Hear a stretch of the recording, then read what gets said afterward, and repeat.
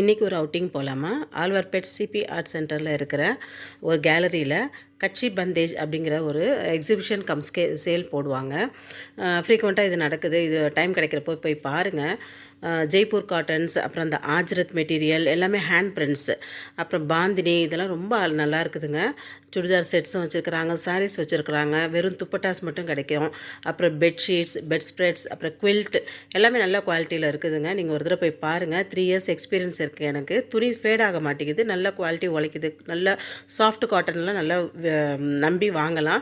இந்த செட் இப்போ பார்க்குறீங்களா, இதெல்லாம் வந்து 1190 தான். 3 பீஸ் இருக்குது. செல்வார் மெட்டீரியல்ஸ் ரொம்ப நல்லா இருக்குது. இது ஆஃபீஸ் வியர்ஸ்க்கு தேவையானது கொஞ்சம் மெட்டீரியல்ஸ் வாங்கிட்டு அப்படியே ஸ்ரீ மிட்டாய் போனோம்.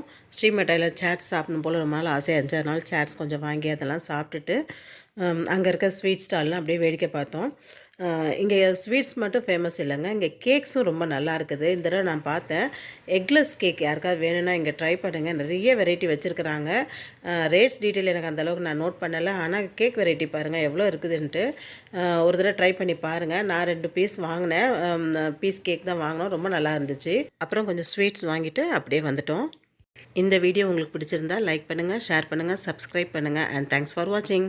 இன்றைக்கி ஒரு அவுட்டிங் போகலாமா? ஆழ்வார்பேட் சிபி ஆர்ட் சென்டரில் இருக்கிற ஒரு கேலரியில் கட்சி பந்தேஜ் அப்படிங்கிற ஒரு எக்ஸிபிஷன் சேல் போடுவாங்க.